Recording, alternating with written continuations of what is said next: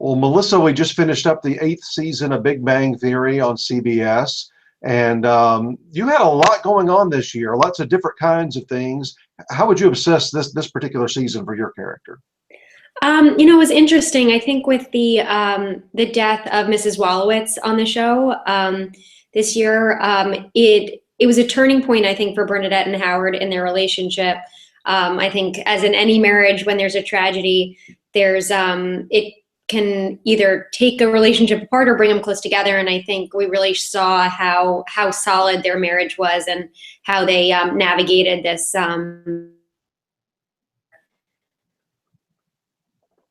But we saw both sides of that, like you say. I mean, it wasn't like it was smooth sailing. There were bumpy parts of that road. Yes, that's for sure. I think, especially with Stuart still being in the house, it was an adjustment. They sort of moved into Mrs. Wolowitz's house as they were cleaning it up, and Stuart was there, so they were also dealing with having a third party in their marriage while dealing with the death of his mother. And over the years, I don't know if they knew this when you were hired, or even if they were going in this direction, but there are moments along the way over these past few seasons where you particularly sound like her. I'm always so excited when they give me that to do. I remember the first script that it was in a few seasons back. I was bringing Howard food, and then I was calling off screen to Mrs. Wolowitz, and it's funny. The voice that I do for Bernadette is actually very similar to my mother's voice, but Mrs. Wolowitz's voice is very similar to my father's voice. They're two different ranges as far as octaves go, but the Mrs. Wolowitz voice is, of course, very, very specific, and I was so excited this season when they kind of paid tribute to her at the end when Sheldon and Leonard were fighting, and Mrs. Wolowitz came out of Bernadette to put them in their place. Early on, too, I love the fact that Howard he didn't even realize, but the other friends of his did realize that, hey, he might have, in a partial way here, married his mother. Exactly. I think oftentimes when sons marry their mothers, they're kind of blind to that fact that they're looking for those traits in their wife. So I love that he's oblivious to that. Now, when you were first hired, when you auditioned, came on the show, I mean, what were your expectations? Did you feel like, hey, this might be a recurring or long term, or was it a one shot? What was your situation? It was supposed to just be a one-time episode. I was so excited when I got the audition because I was such a fan of the show beforehand. My father is very specific about his TV, and that was one show that he was obsessed with and always talking about, and he actually got me into it, and I was so excited to go in for the role. And it was one of those auditions where there was so many people around that I had totally psyched myself out and convinced myself that it wasn't going to happen because there were so many girls there. And then I was so excited when I got the call back to read for the producers. And then I just thought, okay, well, this is great. I have a one-time guest star job. And, I was doing pretty much guest star work was my bread and butter at the time. I was in between like some failed pilots and shows that didn't get picked up. And so I was just excited to have a job for the week. And when you're a guest star, you kind of feel like you're a foreign exchange student coming into an environment. And everyone was so welcoming from the moment I sat down at the table for the table read. But I thought, well, it's really nice to be here for this week and everyone's so nice. But I really, I thought that was going to be it. And then I think later that week, before we shot the episode, I got a call that they had put me on hold for a couple more episodes, and I was just over the moon, totally overjoyed. And then when it became an actual series regular job, it was just a dream come true. It was nothing that I ever thought would happen, and it really is an actor's dream to have that happen. I want to talk about some of the relationships here, but let's start with Howard, Simon Helberg, who you have a lot of scenes with. What's it like working with him? I think he's a comedic genius. He is, and he's also one of the nicest people. I mean, the whole cast we're very much a close-knit family and very close. And Simon and I are close as well. And he's personally, I have to say, like, he is just an amazing father and just such a good guy. And that made it sound like he's my father. He's not my father, but he's an amazing father to his children. And he's just so great to work with. He's so connected.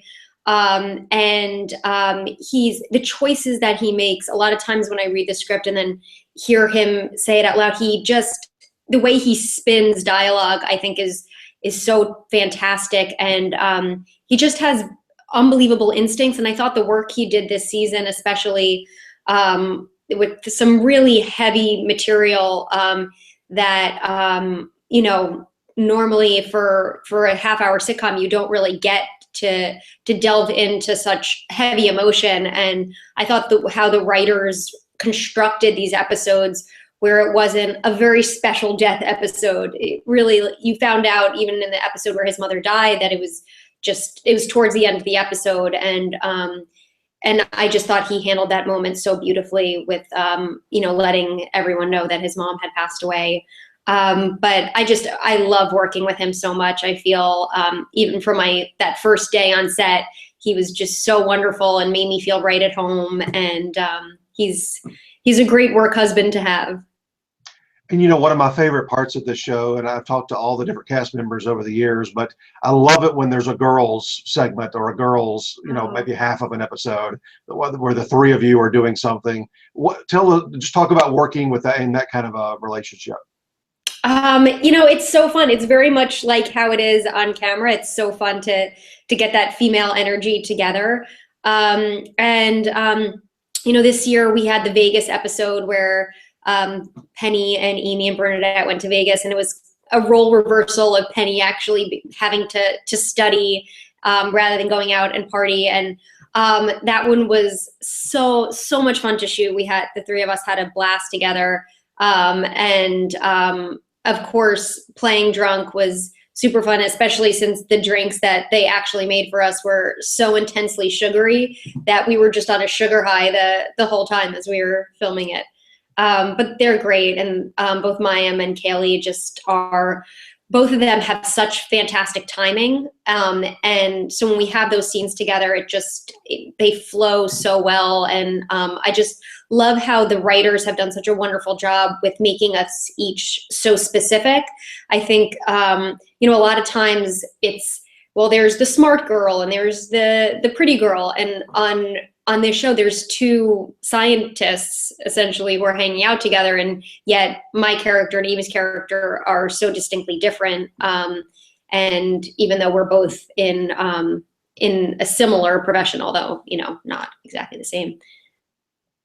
That Vegas episode, and you get to do this over the course of some episodes each year, is not nearly, I guess, as dialogue heavy as it is physical comedy, which I think that must be so much fun as an actress to play. Absolutely. I was so excited. Bernadette oftentimes wears like these very sensible loafers for her footwear. And I was very excited that for one of the first times she was wearing a set of heels, and also she's supposed to be wasted. So I was so excited to be able to play like that giraffe leg physicality with those scenes where Bernadette's supposed to be absolutely tanked. Well, two parts of your world came into focus this year. The very first episode is where you help Penny get the job there, being a pharmaceutical salesperson. Talk about, that really was a great way to start the season. I've loved what they've done with Penny's character and her really coming into her own and being really great at this job. And the fact that, Bernadette helped her get there, I think created for a very interesting dynamic. Whenever I feel like in real life, when you mix work life with your personal life, there's always that possibility for things not to go so well. And Bernadette, really didn't know that she had this anger issue and was very unliked in her office and by her coworkers. So when Penny came into that world, I think it gave us some really great material with being able to see how Bernadette being able to find out how she's viewed by her coworkers. And I think it was a real shock to her system. Well, you had to be thrilled as an actress. I mean, when you start seeing those kind of scripts, because a lot of the seasons you've been seen through the eyes of Howard or in Howard's world, but now, I mean, they're branching you out, and we're seeing what you're like. I mean, that episode came a few episodes after that first one, where you do find out what your coworkers really think about you. I was so excited. I love that they've planted these layers to Bernadette, that she could be a very loving wife, she could be a nagging wife, but also she's got this temper and fire inside of her, encased in this odd pipsqueaky shell that is so fun to play, especially in a work environment. I feel like sometimes women are afraid to say what they want or stand up for themselves in the work environment. And I think it's hilarious that Bernadette, not only does she not realize that she's abrasive and coming off so strong, is that she has no qualms about it. She has no qualms about it whatsoever. Another episode I really liked this year was the one with the battle at the ping pong table. Oh, that was another really fun one to shoot. I'm sure you've heard over the years that ping pong is very big on the Big Bang Theory set. Kaylee and Kunal are phenomenal players. When I first started, I would just watch tournaments. We would have like blowout tournaments against other TV shows. I'm terrible at it, so I was very happy that they didn't write me playing, because it would have been horrible. But we have some very talented ping pong players on set, so they were really going for it as we were shooting it. And I love the dynamic of these friends coming together to help clean out Mrs. Wolowitz's house, while also just getting into their own bag of fun. And she wanted nothing to do with that Doctor Who. Well, I don't even remember what you call her. I'm not a Doctor Who fan, but she wanted that thing out of the house. That's for sure. I mean, in my own life, I'm sure if my husband wanted a Doctor Who TARDIS, I mean, there are concessions you need to make in a marriage, but Bernadette and Howard's apartment, I don't think it would have fit. And the fans of this show, I mean, this is the most popular comedy series of the last decade. Plus, it's got the sci-fi elements and the geeky elements. I mean, all of those combining together, I'm sure. I mean, tell us about just the world that you live in with the fans of the show. And not necessarily the bad section of that, whatever bad section there is, but the fun part of that. This show, I have to say, I've pretty much only had wonderful encounters with the fans in Comic-Con in years past. I think there was only one weird encounter I had at Comic-Con when I was using the ladies' room, and a hand reached under the stall, and it was like covered in green paint, and asked for an autograph, just like in costume with a green hand. It's creepy enough having a hand reach under a stall in general, but the fact that it was covered in green paint was pretty intense. But the fans are just so supportive and wonderful. We had this year some super fans who won this Big Bang trivia contest come to set, and they were able to name every episode by name, tell you what it's about. I mean, they were trumping the cast and the writers. It was unbelievable.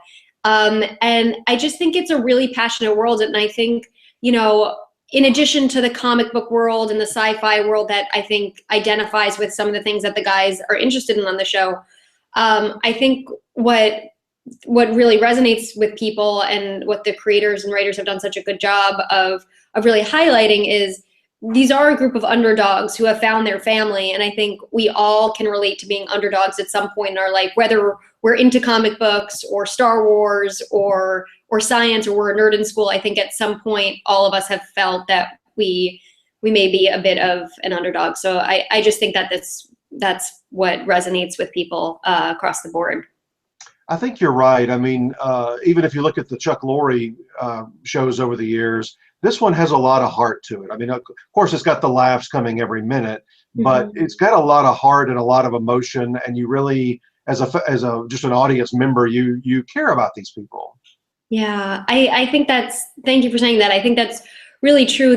There's so many times where I'll get a script and I'll I'll just be sitting there with tears welled up in my eyes. And I think, it's really beautiful that these characters have found each other and found this family that they created together, no matter where they came from. Some of them have difficult relationships with their parents. And I think what's really great is that also these characters have had a chance to evolve and change. And I think a lot of times either you don't get to see that on shows because they don't have the privilege of time, or it's just not somewhere that the show wants to go. But I think in this case, like the fact that we've seen Howard go from this kind of creepy ladies man or trying to be a ladies man rather, and then now he's a family man who was dealing with, the death of his mom alongside his wife and his friends in a really sensitive and emotional way, and really was the one who was domesticated first. I just think I think it's really special to be able to do that, and how Sheldon's evolved in his relationship with Amy, and how Penny's evolved from the beginning. I mean, like you were saying with my character, that it started as Howard's, an accessory to Howard, and how they've really been able to give her a life of her own. And I'm so grateful to be a part of that. Well, you'll go back to work obviously at the end of the summer on Big Bang, but you've got to be incredibly excited about this movie coming out in the fall too.